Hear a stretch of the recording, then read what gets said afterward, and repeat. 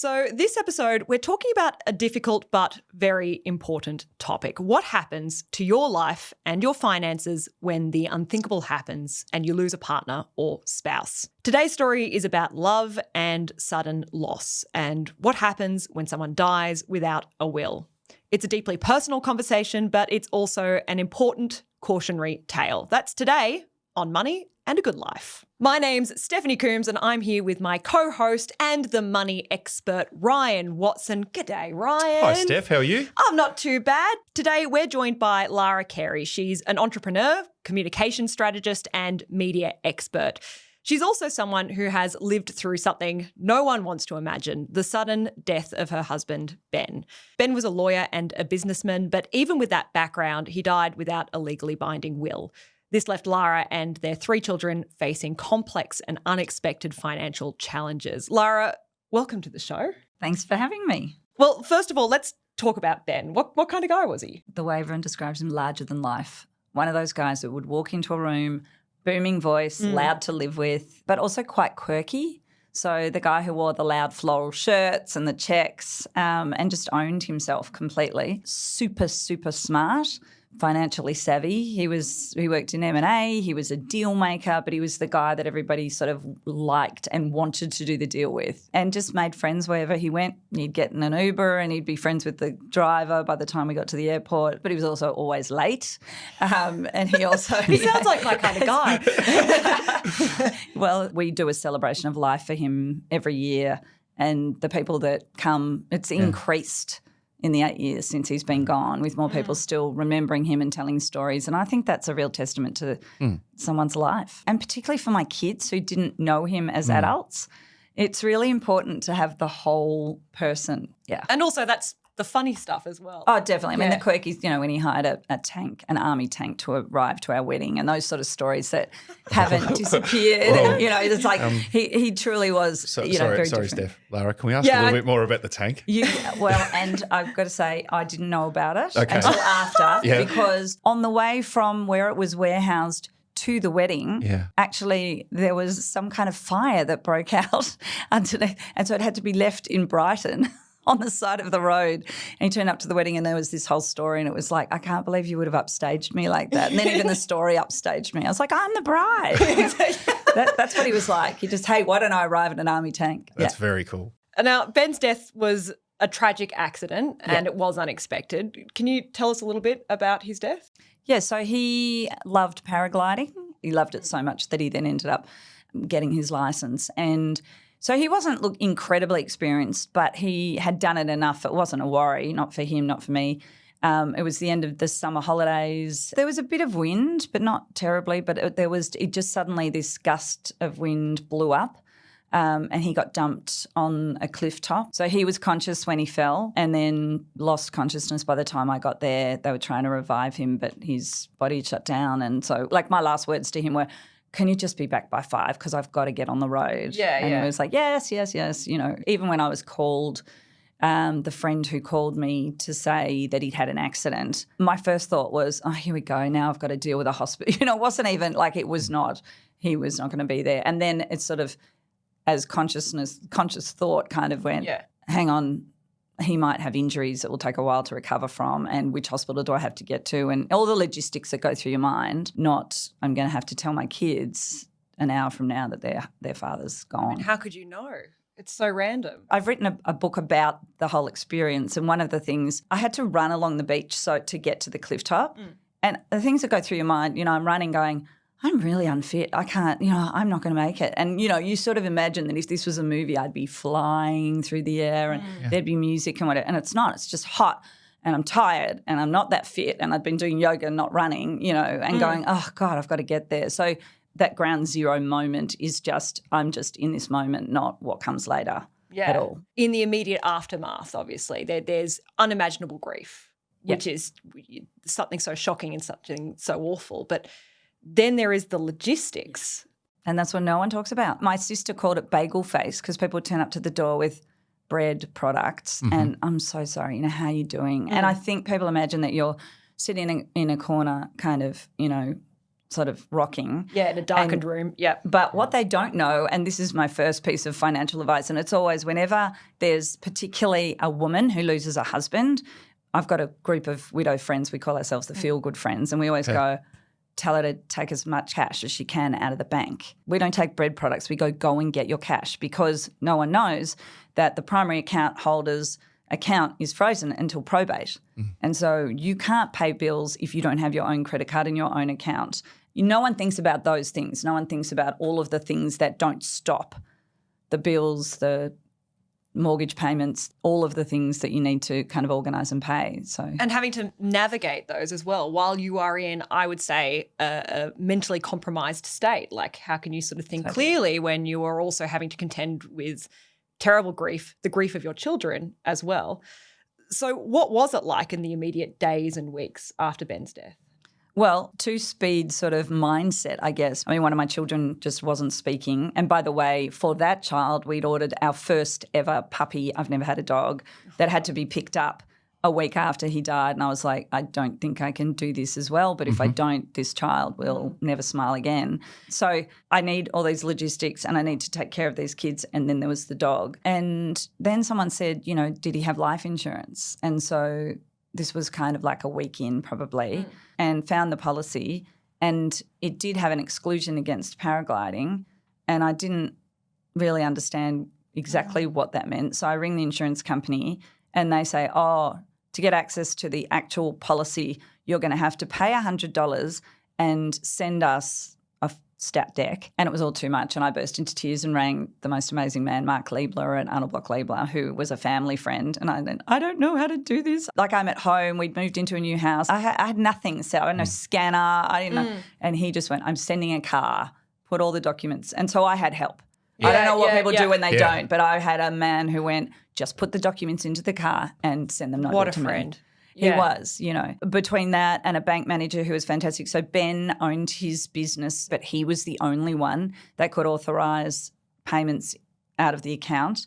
And he had two partners who were living on the money, and there was deal flow and the complications with that. And so having conversations with them going, what do you want to do with this business? And they're going, what do you think? What do you want us to do? No one had planned for this. Well, I wanted to ask, Lahra, had they had conversations around succession or what would happen? Absolutely not. Okay. Not only that, but again, and maybe they would have, that probably was the next part of their journey, because they had what they called a chin-chin agreement, which was an agreement literally struck at a restaurant over a lot of wine. So, a good restaurant at that as well. Yeah, it was hardly illegally binding. What happens if, I know you're going to get to this, but also we didn't have a will that was in place at the time he died. What happened with the will? How is that not an official document, what you had in place? At the time that Ben passed away, my son was 13 and my twin daughters were 12. And there had been an ongoing argument between Ben and I. Well, not really an argument, but more of a, what happens if we die together? Who takes the kids? And we hadn't agreed on that. And so there was a will that was sitting, that had been drafted but not signed, because we just hadn't worked out that piece. And I don't think this is an uncommon argument or discussion or point that no one wants to think about. No, it's not at all. It's if what we see through estate planning, Lahra, if people can't find total agreement, it doesn't get done. Exactly. Which is what you're talking about. That's exactly what happened to us. So this thing was there at the lawyer's offices and it just wasn't signed. So, and to that point, Steph, the amount of people that we still see, at Tribeca where they're new clients, it's more existing clients. But I reckon it'd be about 8 out of 10, Lahra, that don't have a will or a current one, maybe the one they drafted 25 years ago. And since then they've set up company structures or they've got blended families, things like that. They're just it's so not complicated current. and it would just cause a tremendous nightmare. And the consequences are very bad when you don't. So you didn't have a functioning will. What did that then mean for you? A whole lot of pain at a time when I didn't need a whole lot more pain. Yeah. I mean, one of the things that Ben had cleverly done, because we both owned our own businesses, we'd bought a house and renovated it. We'd moved in 4 months before he passed away, and that house was structured as tenants in common. Now, this particular legislation, which, by the way, I knew nothing about, and I don't think he did, has, I think, since then been changed and the laws were going through, but it's an old thing dating back to colonial times where my children then, because of the absence of a will, kind of inherited 2/3 of his third of the house. which had unintended consequences for their lives had that been in play, because then they wouldn't be entitled to any first home buyers grants. They would have had to pay capital gains tax, a whole lot of things I didn't want them to deal with. And so I'm kind of like going to lawyers going, well, can we fix this? Yes, but you have to sue your children to undo this, and they need to be represented. I'm that type of mother that does involve my kids in lots of discussions and things. And so they're going, can't we just tell the judge that we want you to have it? You know, so anyway. But can't they? Well, I mean, yes, if it got to that, except that then my lawyers kind of they said, look, we'll find someone who can represent them.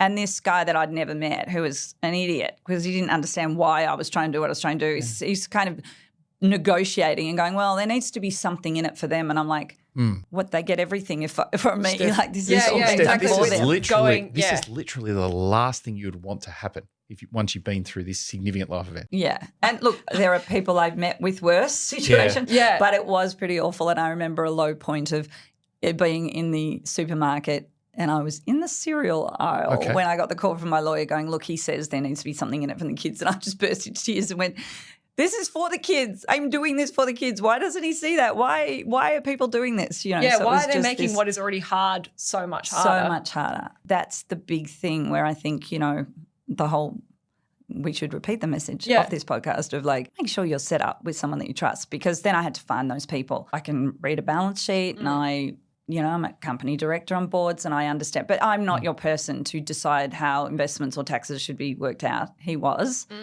And I said to him, if something happened to you, I would have no idea what to do or how all this runs. And by the way, he had offered many times. It was a kind of a joke between us where he goes, sit down, I'll explain it all to you. Yeah. And I kind of went, okay. And then I'll explain to you the different learning needs of each of our kids and what each of their teachers, like, it was divide and conquer because we had so much. Because you were in the trenches with parenthood and running businesses as well. That's right. And it worked for us. And so it was just that when you have a trusting relationship, and so you go down that track and somehow you get into it, look, it's just easier because this is your skill set and mine's coordinating. And that's what, you know, a relationship is, a partnership, you know? But unfortunately, when it comes to money, there is a lesson in this that we all do need to have some kind of understanding of what is going on. Yes, but I think I'd go further than that. For example, on the house, I didn't know where we were in the payments to the builders, for example, because he took care of that.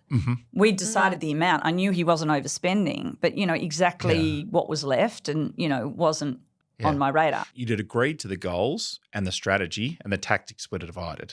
So the That's people right. that were executing the tactics. Right. That's right. Yeah. And this was his skill. And so, you know, investing. So in that day of that conversation of what would I do if something happened to you, he said, you take this file and you'd go and see, and he gave me the name of a person who was very close to his family. And so after he passed away and I'm having all of these, like, I don't know which way's up, that person sort of came and sat down and listened to everything and said, yep, I'll be back. And not only was never back, but then I heard from a friend of ours that he'd said, she's just got to understand that the world's changed now. So then it was like, I am alone in, and not only alone in this, but I need to skill up. Quickly. So I rang the smartest, at the time, the smartest person in finance that I knew, and I said, right, who's your accountant and who does your investment advice? And he gave me 2 names. My accountant became Ellie Leibovitz, who was absolutely amazing and transformed and just took on everything and went, right, it's okay, and has a very calm sort of demeanour. And Will Hamilton, who talked to me through what I might need to consider. But again, and this is a big thing, and I know, Ryan, you do this, but it's a trust issue of, you know, who you're going to talk to. And then the great thing for me was no one pushed me to make any decisions quickly, just helped me clean up a lot of mess. Because they say after a death you shouldn't, for the first year, make any big decisions and any big changes anyway. Yeah. But there was a huge mess. You have obviously managed this very, very well because this is partially sort of the area and the work that you thrive in. How could an average person get through this? A couple of things. Like, I think I thought, like most people probably do, like these things happen to other people, and I didn't feel like I had a handle on anything. Also, it's kind of humiliation. Like, why am I, you know, I'm smart and I run a business and I don't know the answers to these questions. I don't know, you know, how much tax is going to be owed this year, and I don't know where to find the money, and I don't know what I'm entitled to or not entitled and how to run it, and I'm depending on this guy who just didn't turn up. You said, Lahra, that, when, you're abandoned by that person, that you went to somebody else that you really trust and then looked at who their professional network was. Yeah. Great strategy. That was the luck bit. The luck bit is I have people who would stand up in that moment. The antidote to that guy who let us down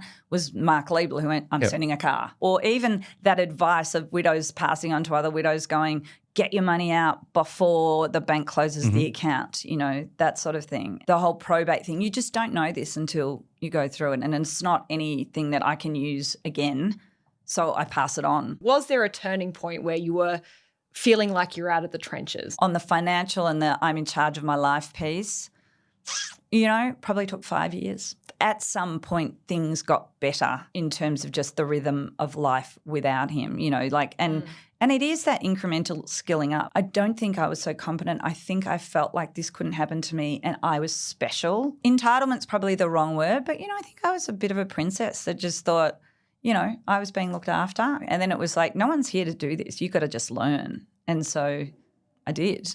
And that's that feeling of kind of, I guess, empowerment. And did it all sort of resolve? Obviously, you successfully sued your own kids to get the house, yes. which is a strange thing to say is a good thing. But that happened and your husband's business transitioned and his partners So it took a lot of years and it took a lot of learning, but eventually everything sort of solidified into a new rhythm and it seems to be going very well for you.